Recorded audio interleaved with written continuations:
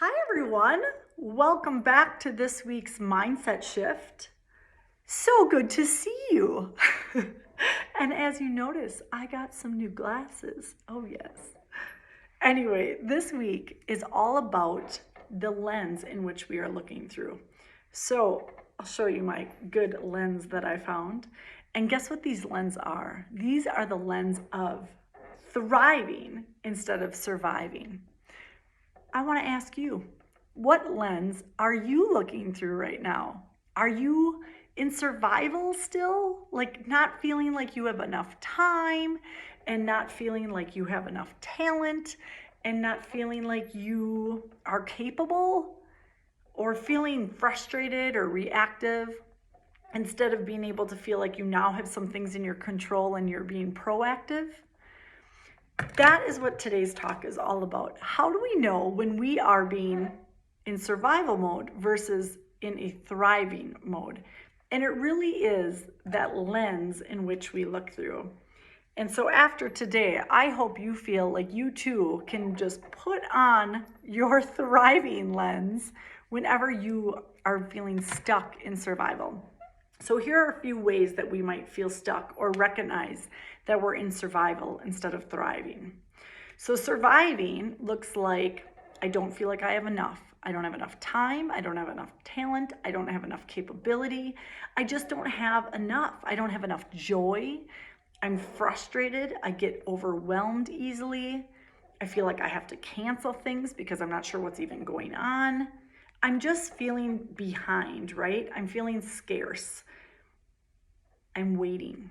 I'm waiting for things to change. I'm waiting for things to go back to normal. I'm waiting. Okay? Then there's this idea of thriving. And I'm curious, do you even think that you can thrive right now? Now, I've talked with many people this week, students and my family and friends. And what is the difference between thriving and merely surviving?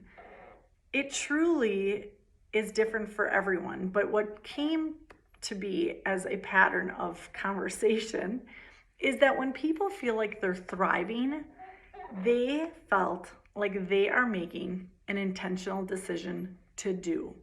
They are disciplining their feeling to diminish the feelings they want less of so that they can get more of the feelings they want more of. And so again, I'm going to just say that they made a decision to do more things that created the joy that they wanted more of. Okay? So what are some of the ways people did that? People started putting in place a routine, right? Routine to sleep, or a routine to wake, or a routine to exercise, or a routine to pray, or a routine to play. They were doing things that they knew if they did those things, it would generate more feelings of joy and abundance. And that's really what thriving is. Thriving is feeling joyful and abundant, like you have enough. You're creating instead of waiting. And that's really the big shift. So not only are you feeling abundant instead of scarce, you're now creating what you want more of and taking control. So instead of feeling like you're out of control and everything is happening to you, you now start to happen to things, okay? So what are some of the other ideas? You can build in those routines like we talked about. You can start speaking kinder to yourself, right? That was last week. We talked about all these powerful things about having thoughts that serve us instead of stop us, okay? And you can also set up times to connect with people. If you are still missing people, how can we be creative and create connection within that? So connecting with family or friends in a variety of modalities, okay? Or in a student's perspective, how do I stop wondering and waiting to see if I'm going to get a good grade? How can I check out the facts and figure out what I need to do to make it happen? I love the phrase, find out the facts. Whenever I am feeling paralyzed or I'm unable to make that progress that we talked so much about last week, I pause and I just find out some of the facts so that I know which direction I want to move next in. And that creates clarity for me.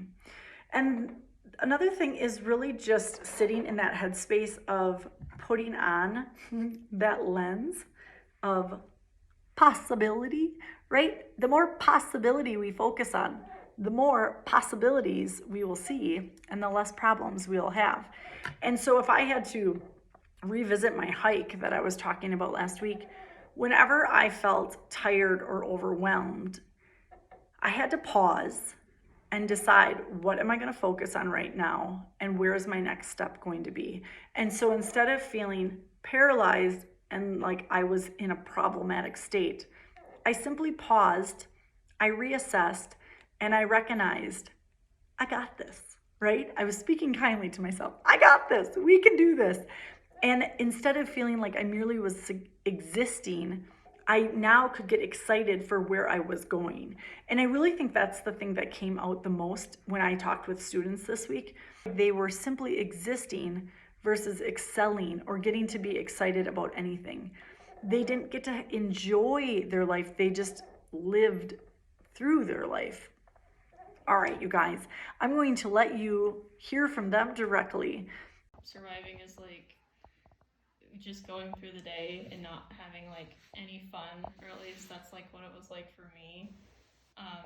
Like just go to school, go to work, do your homework, maybe watch some TV, but now I've been like thriving off of things. Like I go camping with my friends, I go thrifting with them, I try to get out as much as possible. I could hear when you were talking that it felt more like a have to in the beginning. Yeah. And then now it sounds like you're getting a get to. Like I get to go camping or I'm doing more fun things. So how did you make that shift? Well, they're both living just in different senses. Like you're living when you're surviving, but you're just kind of there. But you're living when you're thriving and you're like living it up, basically. So living as existing versus doing things that are exciting for you. Yeah, and that helped me. Okay. Like, yeah. I love that. Thank you so much. Are you thriving or surviving? I've just been surviving. There hasn't really been like anything else like exciting going on in my life, but I don't know, just been surviving. Just the pressure that like from my family. It's just like the pressure that they're giving me. Does everything feel like urgent? Like it needs to be done now? Yeah, like I feel like mainly rushed, or I'm rushing myself because I want to get it done. Mm-hmm. But I can't really do that because I'm just like rushing everything, and we only had like 5 more weeks left to school, and I feel like that's not a lot of time.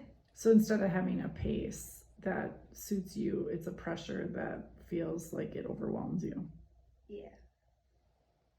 Yeah, I get that. Okay. So thriving is sort of like living your life without any hesitation.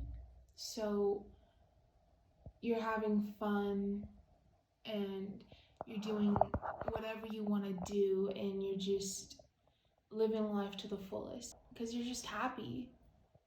And when you're happy, you don't have a care in the world. So for you, thriving feels more joyful. Joyful, yeah. And just overall, all the positive words. Okay, so positive outweighs negative. Yeah. Now, Riley, with you, though, you said that there was a role discipline played in that. So how does discipline direct you toward happiness? You like discipline yourself to not think negative things.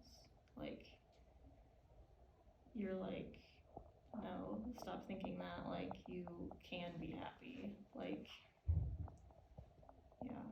So not trusting the negative things. Yeah. Okay, awesome.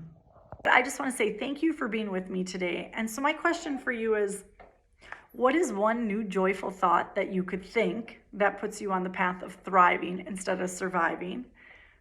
What is one shift that you could make in an activity that you want to do that would allow you to feel like you're creating instead of waiting? Or what is just one thing you're grateful for that you could grow from? Gratitude grows, and when we're grateful and we are in appreciation, our whole world changes. Our lens allows us to see so much more love and feel that warmth that we all need to grow. Thanks so much for being with me today. I hope this mindset shift was a gift, and until next time.